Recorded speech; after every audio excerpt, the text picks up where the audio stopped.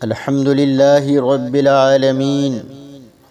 والعاقبة للمتقين والصلاة والسلام على سيد الأنبياء والمرسلين وعلى آله وصحبه أجمعين أما بعد فأعوذ بالله من الشيطان الرجيم بسم الله الرحمن الرحيم اجیب دعوت الداعی اذا دعان آمنت باللہ صدق اللہ مولانا العظیم وصدق رسولہ النبی امین کریم ونحن علی ذالک لمن الشاہدین والشاکرین والحمد للہ رب العالمین۔ ہم تو مائل بکرم ہیں کوئی سائل ہی نہیں،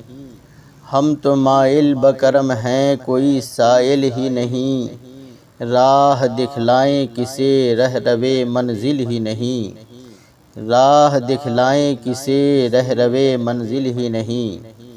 قرآن مجید میں اللہ تبارک و تعالی نے اپنے بندوں کو دعا مانگنے کا درس دیتے ہوئے ارشاد فرمایا،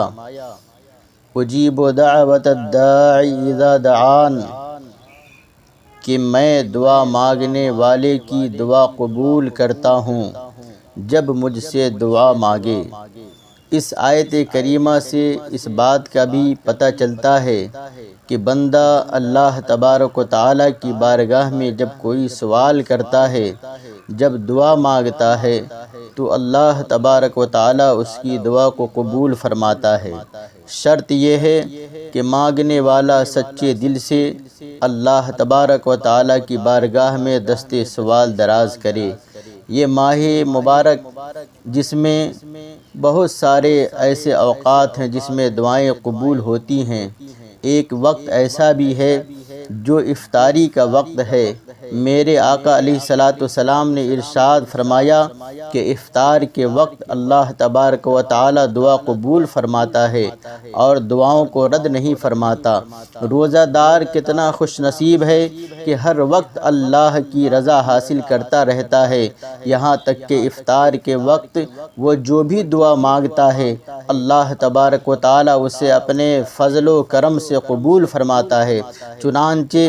سیدنا عبداللہ بن عمر بن عاص رضی اللہ تعالیٰ عنہ سے روایت ہے کہ امام المتوکلین سرور کائنات صلی اللہ علیہ وسلم نے ارشاد فرمایا، ان للصائم عند فطرہ لدعوۃ ما ترد، بے شک روزہ دار کے لیے افطار کے وقت ایک ایسی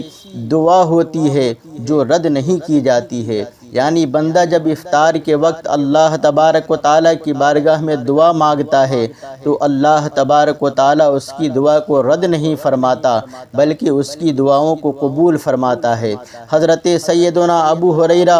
رضی اللہ تبارک و تعالیٰ عنہ سے مروی ہے کہ تاجدار دو جہاں صلی اللہ علیہ وسلم نے ارشاد فرمایا کہ 3 شخصوں کی دعائیں رد نہیں کی جاتی ہیں، ان تینوں شخصوں کی دعائیں اللہ تبارک و تعالیٰ اپنی بارگاہ میں مقبول فرماتا ہے اور اسے کبھی رد نہیں فرماتا۔ ایک ایسا شخص جو روزہ دار ہو اور وہ بوقت افطار اللہ کی بارگاہ میں دعا مانگے تو افطار کے وقت بندہ جو بھی اللہ کی بارگاہ میں جائز دعائیں مانگتا ہے اللہ تبارک و تعالیٰ اس کی دعا کو قبول فرماتا ہے۔ دوسرے نمبر پر میرے آقا نے ارشاد فرمایا، ایسا بادشاہ جو عادل ہو، ایسا بادشاہ جو صحیح معنوں میں فیصلہ کرتا ہو، ایسا بادشاہ جو اپنی رعایا سے محبت سے پیش آتا ہو، جب وہ اللہ کی بارگاہ میں دعا فرماتا ہے تو عادل بادشاہ کی دعا کو اللہ تعالیٰ رد نہیں فرماتا بلکہ شرف قبولیت سے مشرف فرماتا ہے۔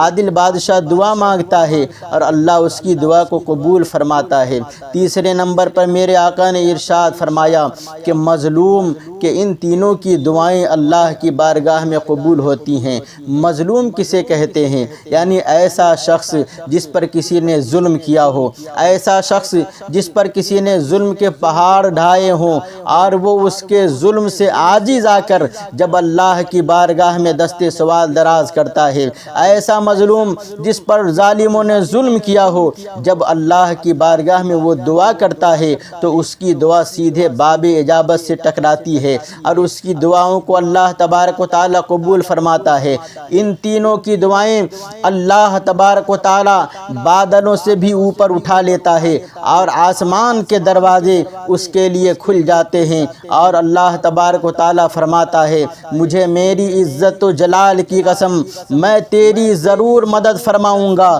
اگرچہ کچھ دیر بعد ہی صحیح۔ یعنی اللہ تبارک و تعالی ان تین لوگوں کی دعاؤں کو کبھی رد نہیں فرماتا ہے۔ یہ ماہ رمضان المبارک ہے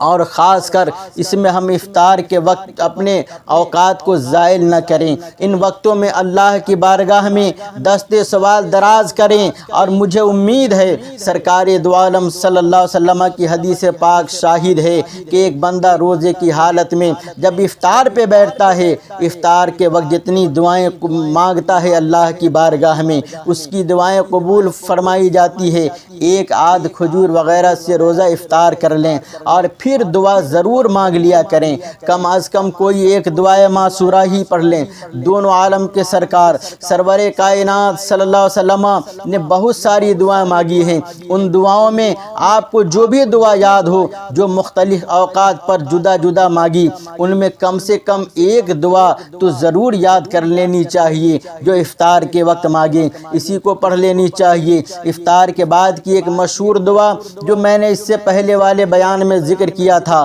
کہ اللہ کے پیارے حبیب جب اللہ کے پیارے حبیب جب افطار فرما لیتے تو ایک دعا فرماتے اللہم لک صمت وعلی رزقک افطرت، یعنی اے اللہ میں نے تیرے لیے روزہ رکھا اور تیری ہی عطا کردہ رزق سے افطار کرتا ہوں۔ یعنی گزشتہ حدیث مبارک میں فرمایا گیا ہے کہ افطار کے وقت دعا رد نہیں کی جاتی۔ بعض اوقات قبولیت دعا کے اظہار میں تاخیر ہوتی ہے تو ذہن میں یہ بات آتی ہے کہ آخر ہماری دعا قبول کیوں نہیں ہوتی ہے۔ بہت سارے لوگوں کو میں نے کہتے سنا ہے کہ میں فلاں وقت میں دعا مانگتا ہوں، فلاں وقت میں دعا مانگتا ہوں، لیکن آخر ہماری دعا قبول کیوں نہیں ہوتی، جبکہ حدیث مبارک میں تو قبول دعا کی بشارت دی گئی ہے کہ اللہ کے نبی نے فرمایا جو دعا مانگو گے اللہ کی بارگاہ میں قبول ہوگی، آخر ہماری دعا قبول کیوں نہیں ہوتی۔ تو اعلیٰ حضرت امام احمد رضا خان فاضل بریلوی علیہ رحمہ و رضوان کے والد گرامی حضرت رئیس المتکلمین سیدنا نقی علی خان علیہ رحمہ و رضوان احسن الوعاء لآداب الدعا میں نقل فرماتے ہیں اور فرماتے ہیں کہ دعا کے تین فائدے ہیں۔ پہلا یہ کہ بندہ جب اللہ کی بارگاہ میں دعا مانگتا ہے یا تو اگر اس کی دعا قبول نہیں ہوتی تو یا تو اس کا گناہ بخش دیا جاتا ہے، یعنی بندے نے جس چیز کا مطالبہ کیا اگر وہ چیز اس کے حق میں فائدہ مند نہیں ہوتی ہے تو اللہ تعالیٰ اسے دیتا نہیں ہے، بلکہ وہ دعائیں مانگتا رہتا ہے اور اللہ اس کی دعا قبول نہیں کرتا ہے، تو اس کا مطلب یہ بھی نہیں کہ اس کی دعا رائے گاں چلی جاتی ہے، اس کا دعا مانگنا برباد چلا جاتا ہے۔ نہیں، بندہ جب دعا مانگتا ہے اور اس کی دعا اللہ کی بارگاہ میں قبول نہیں ہوتی ہے تو اس کے بدلے میں اللہ تعالیٰ اس کے گناہوں کو معاف فرما دیتا ہے، اس کی بدکاریوں کو معاف فرما دیتا ہے، اس کے برے کام کو معاف فرما دیتا ہے۔ اور دوسرے نمبر پہ فرماتے ہیں کہ اگر اس کی دعا قبول نہ ہوئی تو اس سے فائدہ حاصل ہوگا، یعنی بندے نے جس چیز کا مطالبہ اللہ کی بارگاہ میں کیا اگر وہ چیز اس کے لیے فائدہ مند نہیں ہوتی تو اللہ تعالیٰ اس دعا کے بدلے میں کوئی دوسری فائدہ مند چیز اسے عطا فرما دیتا ہے، لیکن اس کی دعا کو رائے گاں نہیں کرتا، اس کی دعا کو برباد نہیں جانے دیتا ہے۔ تیسرے نمبر پر ارشاد فرماتے ہیں کہ اس کے لیے آخرت میں بھلائی جمع کی جاتی ہے کہ جب بندہ آخرت میں اپنی دعاؤں کا ثواب دیکھے گا جو دنیا میں مستجاب یعنی جو دعائیں قبول نہ ہوئی تھیں تو بندہ تمنا کرے گا، بندہ آرزو کرے گا، بندہ یہ خواہش کا اظہار کرے گا کاش کہ دنیا میں میری کوئی دعا قبول نہ ہوتی اور سب یہیں یعنی آخرت کے واسطے جمع ہو جاتی۔ یعنی میرے آقا علیہ الصلوۃ والسلام نے ارشاد فرمایا کہ جب بندے کی دعا قبول قبول نہیں ہوتی ہے تو دعا قبول نہ ہونے کے بدلے میں اس کے گناہ معاف کر دیے جاتے ہیں، اسے دوسرے طریقے سے فائدہ پہنچایا جاتا ہے،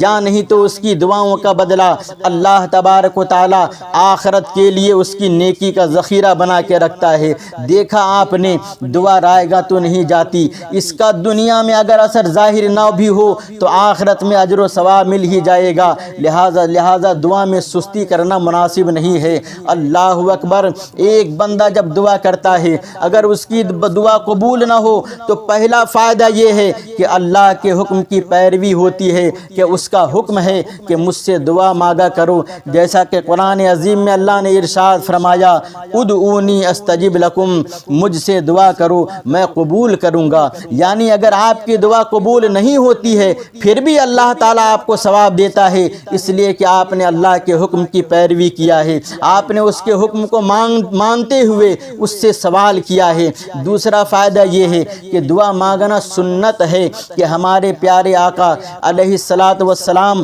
اکثر اوقات میں دعا مانگتے تھے، لہذا دعا مانگنے میں اتباع سنت کا بھی شرف حاصل ہوتا ہے۔ یعنی اگر آپ کی دعا قبول نہ ہوئی تو کم سے کم آپ نے سنت طور پہ جو دعا مانگی ہے تو اس سنت کو ادا کرنے کا ثواب اللہ تعالیٰ آپ کو ضرور عطا فرماتا ہے۔ دعا مانگنے میں اطاعت رسول صلی اللہ علیہ وسلم بھی ہے، کہ آپ صلی اللہ علیہ وسلم دعا کی اپنے غلاموں کو تاکید فرماتے تھے، یعنی ایک بندہ جب دعا مانگے اور اس کی دعا قبول نہ ہو تو سمجھو کہ اس نے اتباع محمد الرسول اللہ میں دعا مانگی ہے، تو اللہ تعالیٰ اسے اطاعت رسول کا ثواب ضرور عطا فرماتا ہے۔ پھر آگے دعا مانگنے والا عابدوں کے زمرے میں شمار کیا جاتا ہے، عابدوں کے زمرے میں داخل ہوتا ہے، کہ دعا بذات خود عبادت ہے بلکہ عبادت کا مغز بھی ہے، جیسا کہ ہمارے آقا نے ارشاد فرمایا الدعاء مخ العبادہ، دعا عبادت کا مغز ہے۔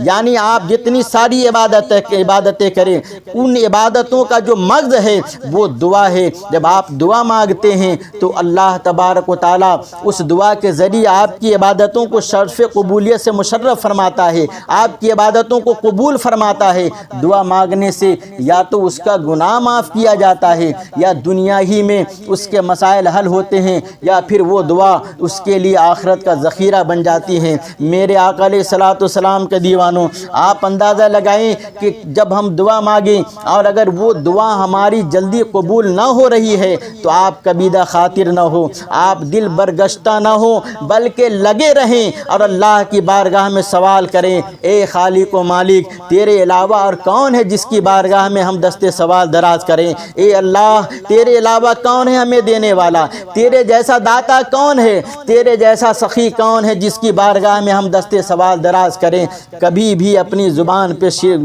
گلا شکوہ نہ لائیں کہ میری دعا قبول نہیں ہوتی ہے، اور اگر ہماری دعا قبول نہیں ہوتی تو کیا کبھی ہم نے یہ سوچا کہ ہماری دعا قبول کیوں نہیں ہوتی ہے؟ یقینی طور پر ہماری دعا ہمارے گناہوں کی وجہ سے قبول نہیں ہوتی، ہماری دعائیں ہماری بدکاریوں کی وجہ سے قبول نہیں ہوتی۔ ہر صبح و شام ہم اللہ کے حکم کی نافرمانی کرتے ہیں، ہر صبح و شام ہم حکم محمد رسول اللہ کے خلاف ورزی کرتے ہیں اور پھر دعائیں مانگتے ہیں، تو بتائیں صحیح کہ ہماری دعا کس طرح قبول ہو سکتی ہے؟ ذرا سوچئے تو صحیح۔ آپ کا کوئی جگری دوست، آپ کا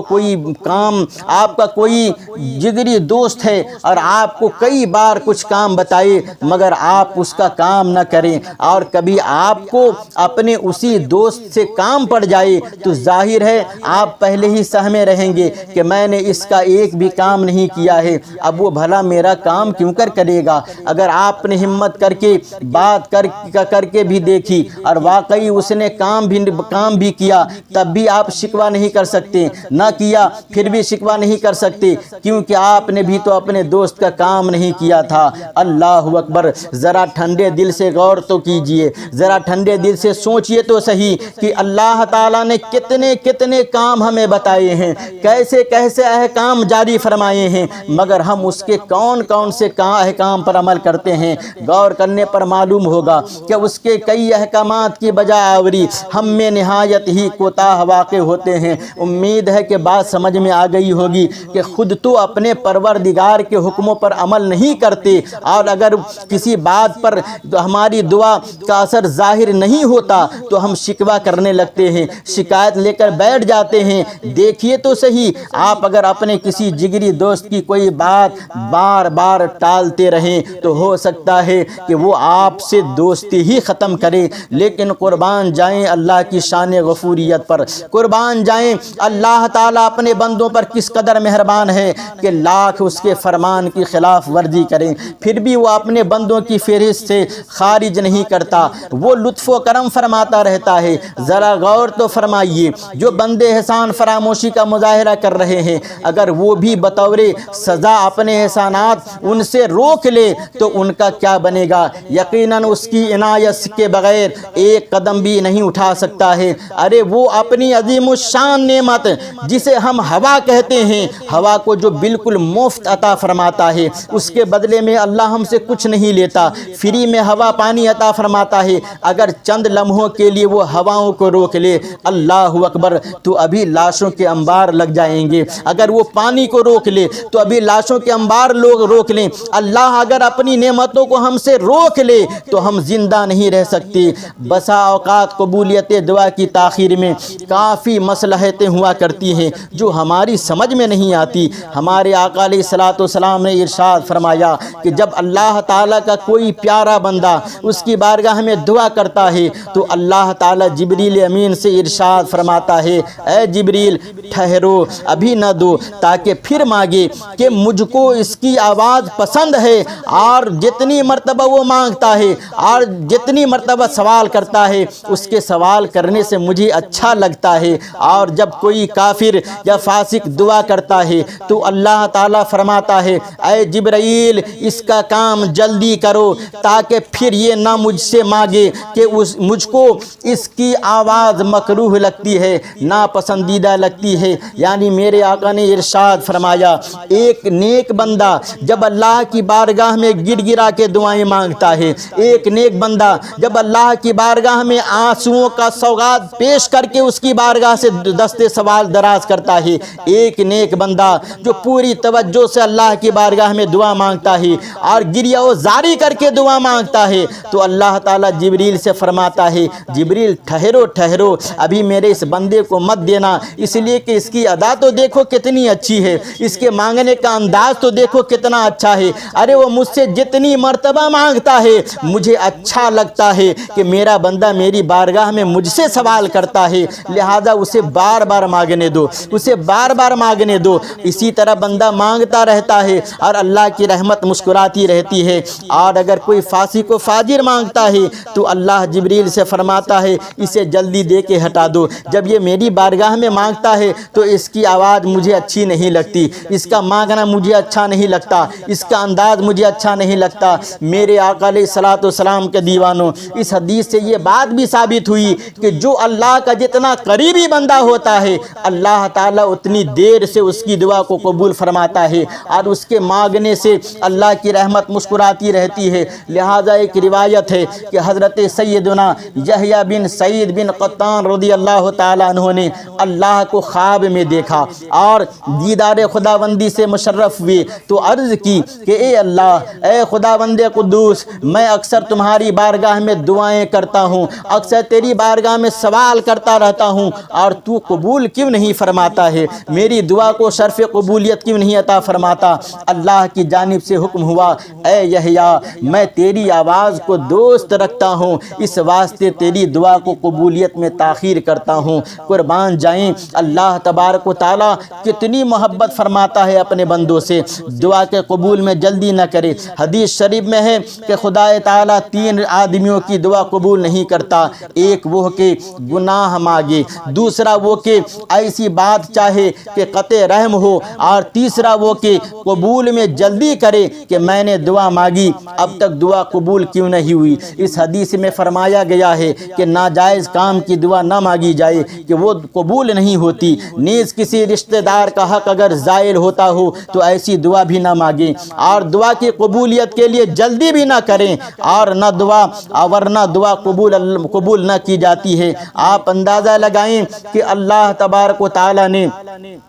دعا کے جو آداب ہمیں بیان فرمائے ہیں ان آداب میں ایک یہ بھی ہے کہ ہم دعا کے قبول ہونے میں جلدی نہ کریں۔ یستجاب لأحدکم ما لم یعجل یقول دعوت فلم یستجب لی، تمہاری دعا قبول ہوتی ہے جب تک جلدی نہ کرو، یہ مت کہو کہ میں نے دعا کی تھی ہماری دعا قبول کیوں نہ ہوئی، ہم اللہ کی بارگاہ میں سوال کیے تھے ہماری دعا کیوں نہیں پوری گئی۔ حضرت مولانا نقی علی خان رحمۃ اللہ تعالی علیہ فرماتے ہیں، اے عزیز تیرا پروردگار عالم ارشاد فرماتا ہے، اجیب دعوت الداعی اذا دعان، میں دعا مانگنے والے کی دعا قبول کرتا ہوں جب مجھ سے دعا مانگے۔ فلنعم المجیبون، ہم کیا اچھے قبول کرنے والے ہیں۔ ادعونی استجب لکم، مجھ سے دعا مانگو میں قبول فرماؤں گا۔ پس یقین سمجھو کہ وہ تجھے اپنے در سے محروم نہیں کرے گا اور اپنے وعدے کو وفا فرمائے گا۔ وہ اپنے پیارے حبیب سے فرماتا ہے، وَأَمَّا السَّائِلَ فَلَا تَنْهَرْ، سائل کو نہ جھڑکو۔ آپ اللہ کی شان کو دیکھیں، کس طرح اپنے خانے کرم سے وہ اپنے بندے کو دور کرے گا، بلکہ وہ تجھ پر نظر کرم رکھتا ہے کہ تیری دعا کے قبول کرنے میں دیر کرتا ہے۔ اللہ تبارک و تعالیٰ کی بارگاہ میں دعا ہے کہ اللہ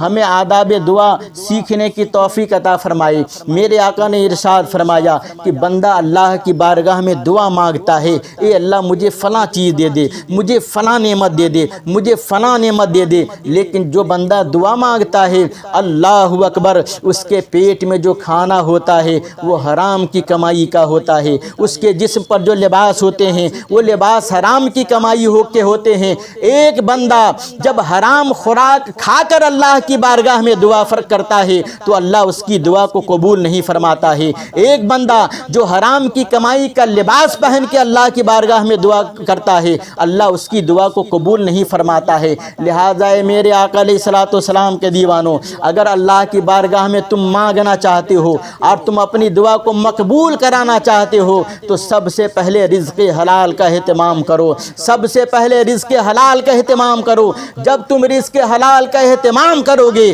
تو اللہ کی بارگاہ میں پھر جتنی بھی ساری دعائیں کرو گے اللہ تمہاری دعاؤں کو قبول فرمائے گا اور اللہ تمہیں عطا فرماتا ہوا نظر آئے گا۔ وآخر دعوانا ان الحمد للہ رب العالمین۔ السلام علیکم۔